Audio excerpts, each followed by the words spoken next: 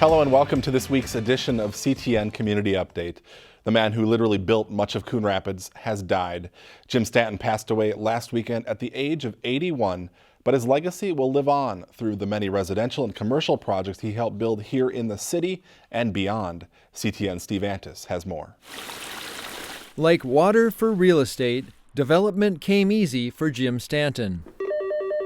Shamrock Companies. Jim loved development. It was his life. Jerry Thiessen is the face of Shamrock Companies, the small real estate development firm Jim built. And he was a great mentor. That is the one thing Jim has been to a lot of folks. He's the kind of guy you thought would live forever. Former Coon Rapids city planner Alan Hamill worked with Jim Stanton when he bought residential lots back in the 70s. I think Jim Stanton has had more of an impression, more of an impact on this community than anybody, more so than Orrin Thompson, because Jim was not only developing residential, he also was involved in the beginning of the Riverdale project. In 2009, I talked with Jim Stanton when he served as president of the North Metro Realtors Association. He remembered the early days planning the Riverdale development. See, we owned all the stuff we bought from Federal Cartridge up where Riverdale is and all the way down to 119th. Stanton also developed the Oaks of Shenandoah and two of the city's industrial parks. When folks think of Jim Stanton, they think of two things in Coon Rapids. One is the number of home developments, subdivisions that he developed in the city, and also the large commercial area known as Riverdale. Jim developed over 1 million square feet of retail space in the Riverdale Village. In the late 90s, Jim started developing downtown Minneapolis condominiums.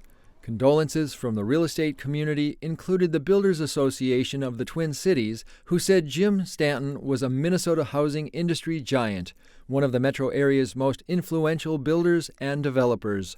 Jim did not put his name on buildings. Jim did not put his name on subdivisions. And for me, a sadness is that a generation from now, many folks won't know who Jim Stanton was to our community. Jim called his latest condo project The Legacy, a fitting tribute to the man who built so much. Jim was a person who was not going to stop and retire. This was his passion. Steve Antis reporting for CTN Community Update.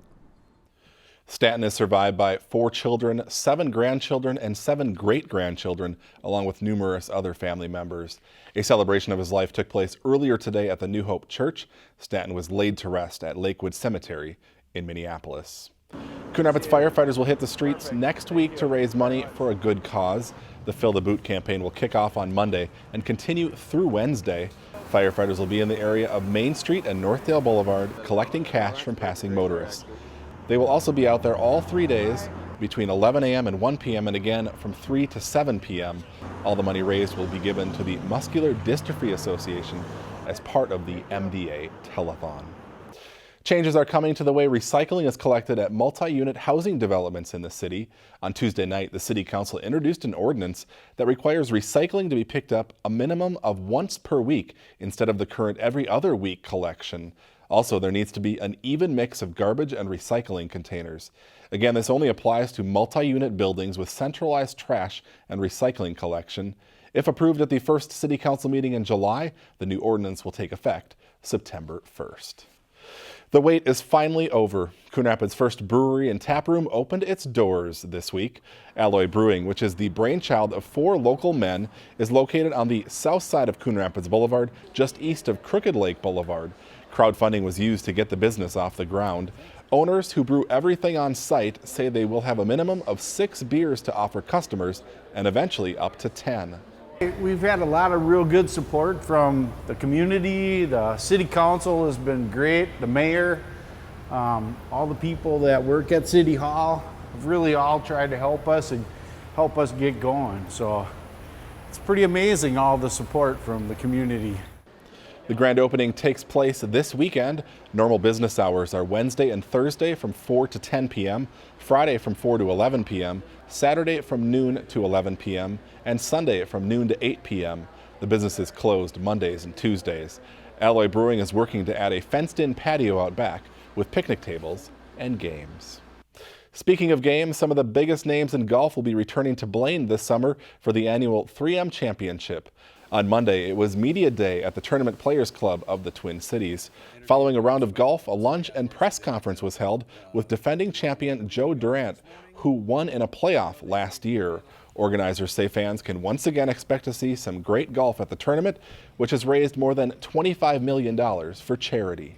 Of our goal from day one was that this was about charity and about the giving back into the community, not just bringing the greatest golfers in the world here over 50. It was also about making this a community event, a fun tournament to be at, and something that really delivers back to the community. In addition to Durant, other big names competing in the tournament this year include Bernhard Langer, Tom Lehman, and Vijay Singh. PGA Tour champions rookies David Toms and Steve Flesch will be taking part for the first time. The 3M Championship takes place July 31st through August 6th. We're now just a little over a month away from the annual Night Out Against Crime. This year's Night to Unite takes place on Tuesday, August 1st.